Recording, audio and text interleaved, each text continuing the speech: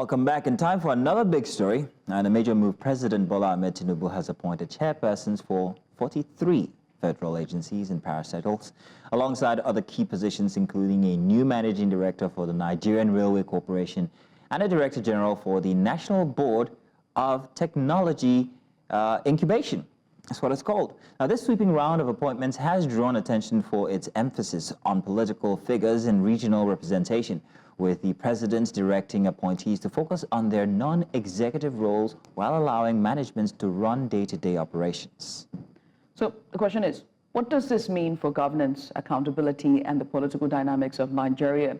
So to help us unpack this, we're joined by Francis Chilaka. He's a seasoned political analyst and social commentator. Mr. Francis Chilaka, thank you so much for joining us this morning. Morning from Lagos or morning from Rivers? Where are you at the moment?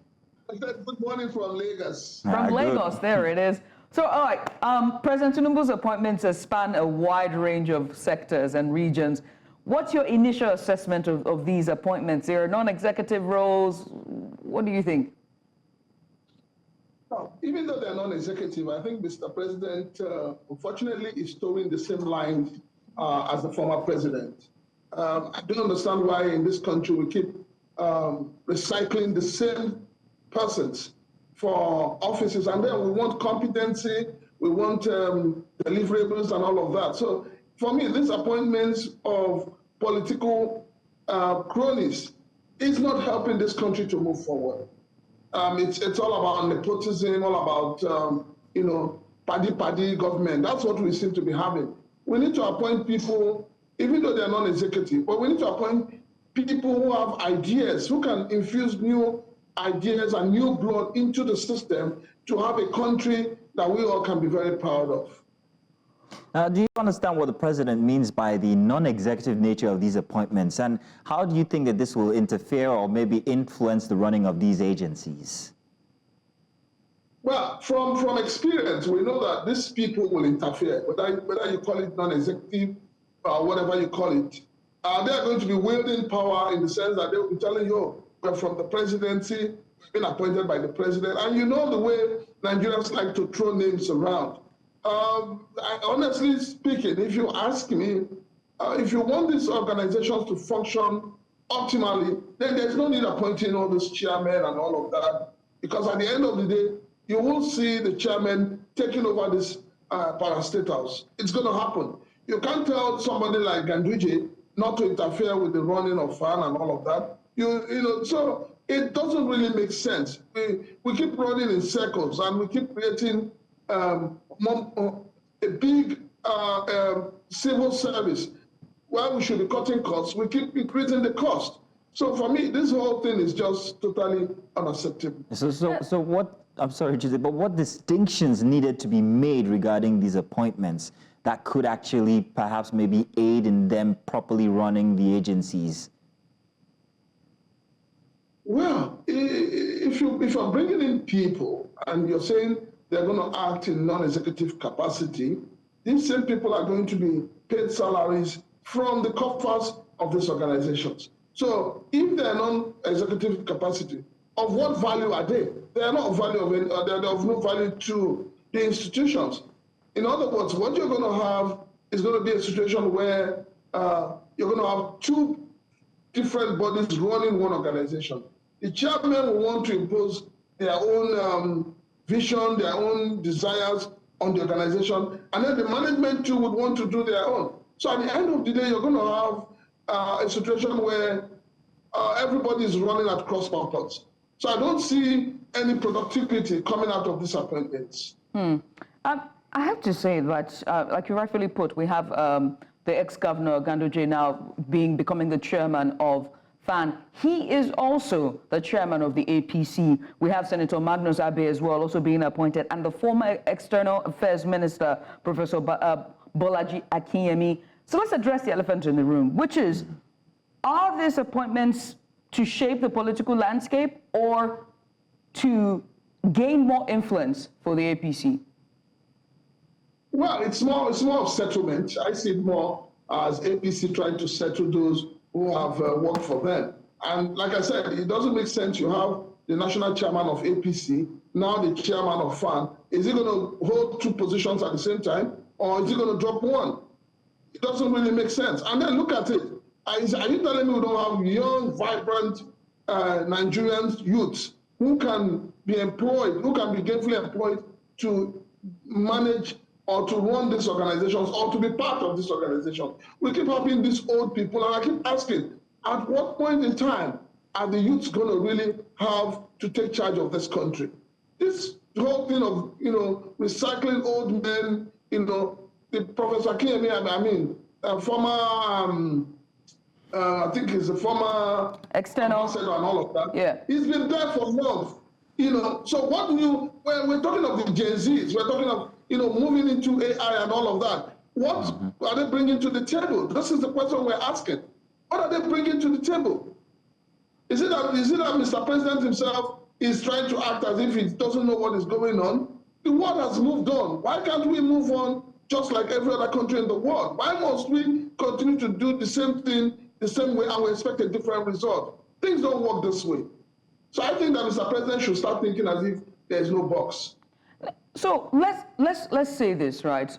Let's be fair, right? I mean, besides just being fair, I unfortunately it's one of the banes of this job. But you talked about, the former governor Alhaji Abdullahi Ganduje being both the chairman of the APC and now now appointed chairman of the Federal Airport Authority of Nigeria. Now, given his prominence of these both positions, what does this signal about the interplay of political and public office intertwining? Well, unfortunately, Nigeria has not gotten it right. We have politicized everything in this country. And that is why Nigeria is not moving forward. Where we should apply professionalism, we politicize it. Where we should apply politics, we politicize it. So everything in Nigeria is politics. If you're not in the good books of Mr. President, if you're not a member of the ruling party, you seem not to be qualified to be employed or to be given an assignment.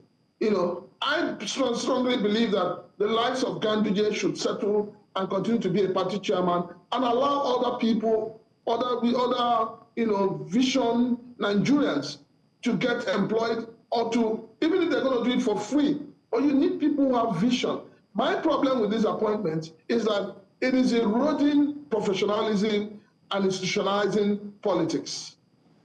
Sir, I'm going to take you back to something you said about the youth involvement in governance here in Nigeria. While you say that the president should actually perhaps maybe let go of these old school politicians who it seems that he's giving settlements, according to how you have put it, there seems to be a dearth of available individuals who are young, who are youthful, who wants to rule Nigeria. Meanwhile, I'm here. No, Judith, not you. We need you here.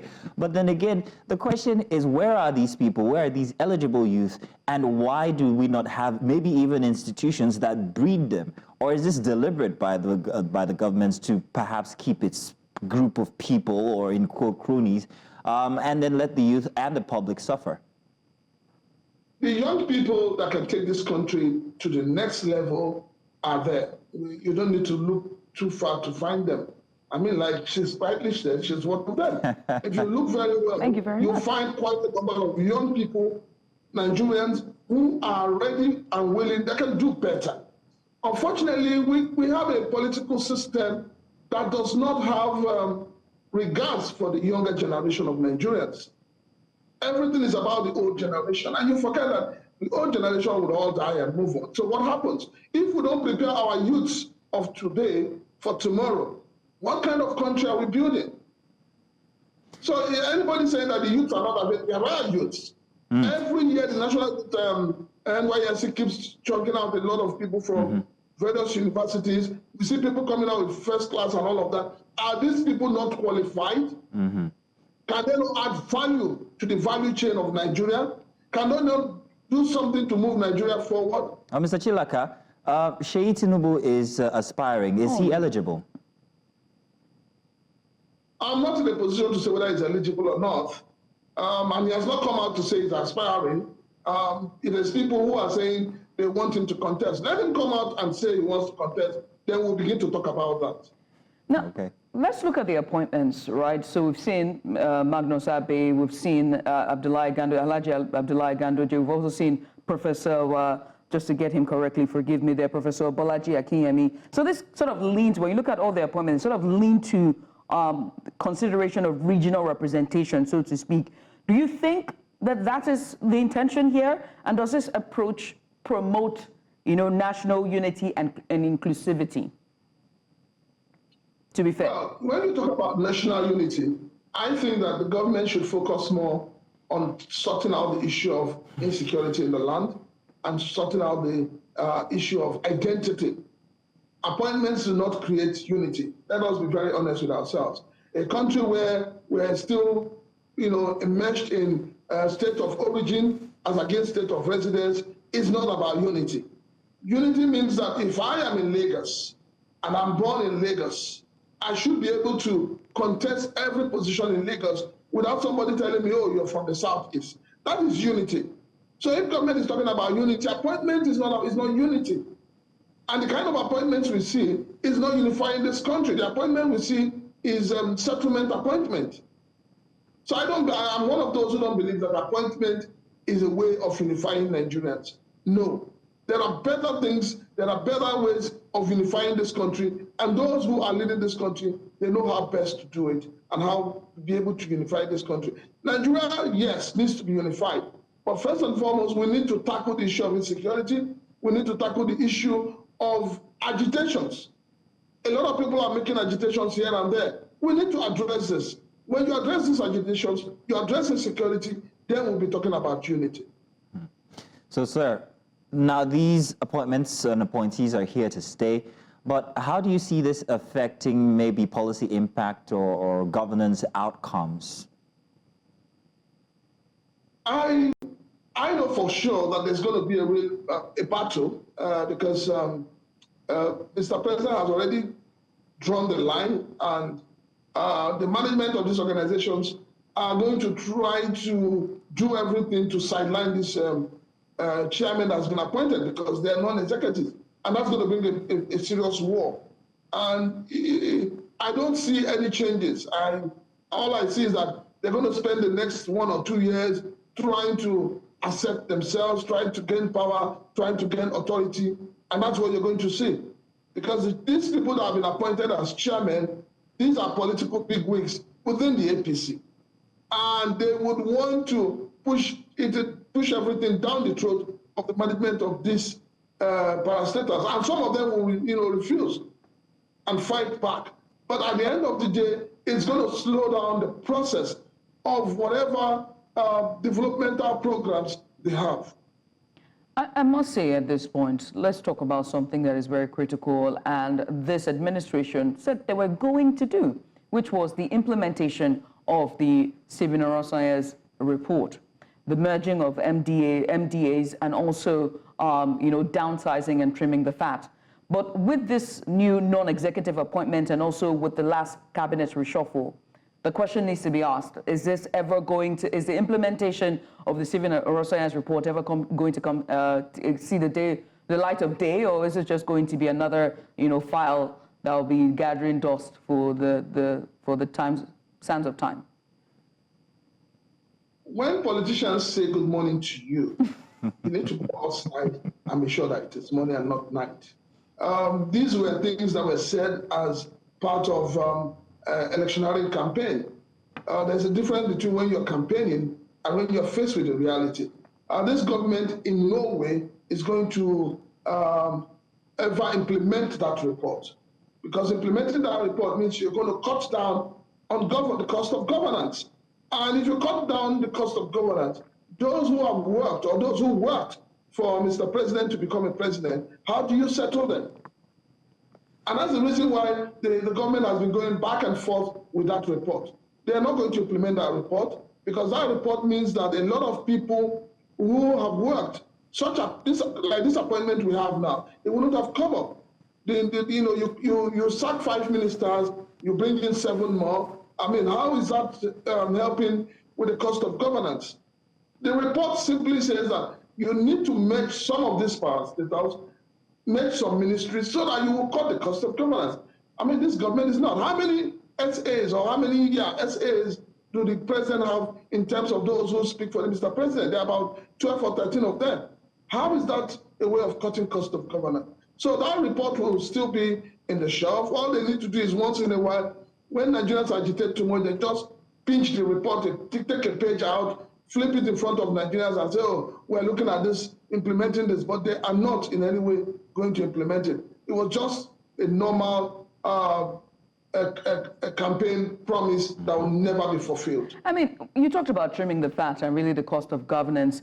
I have to ask, and I think I'd like for you to school me on this. I think, and I thought that a non-executive role oftentimes come without pay. Come on, Judith. In Nigeria. They come without pay because they are non-executive role. Comes for free. Yeah, have you ever seen a minister who will tell you he doesn't want to collect pay? Wait, Mr. Chilaka, hang on, I'm going somewhere. So if you're a non-executive and you're a member of a board, a non-executive, oftentimes it's an advisory role, right? So it's a one-time payment thing that you do. You be part of the board. You come in for the meetings, which often happen either at the end of a quarter, doing a year or end of year review or something of that nature. And so if we're trimming the fat, I think it's important that we talk about, what this will cost us. In your prediction, all right, to school us and also to our viewers, what will be the cost of this appointment, or the overhead budget for 2025, the fiscal year?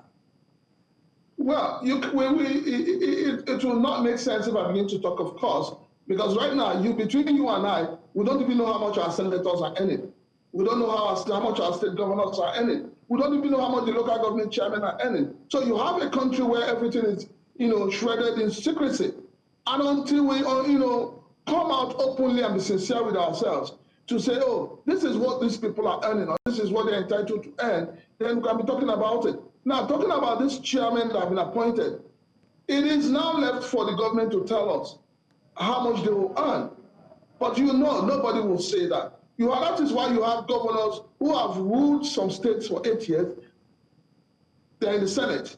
They are receiving allowances, pension from their states, and they're receiving salaries from the Senate.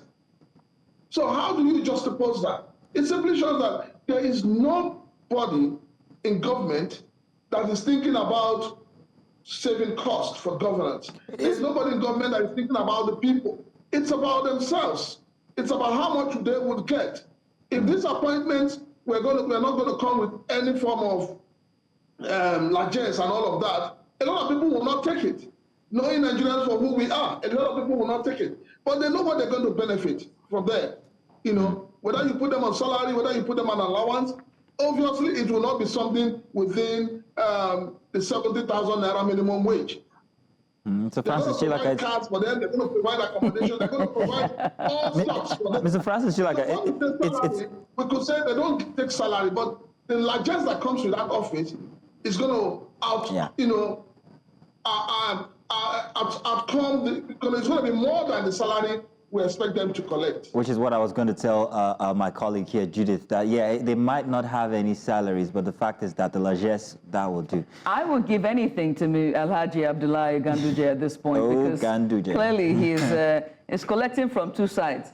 Oh, his hands up. I'm sorry. So much come from me. Chairman of APC is going to be collecting as the chairman of FAN. He's collecting also from the government of Kano State. Don't forget that. Yes, absolutely. His hands are full. I would give anything to be him. Oh, and that's not a baby. Mr. Francis Chilaka, I want to say thank you very much for borrowing us your Sunday morning and giving us insight into this discussion. Thank you very much, sir. Thank you. You're welcome.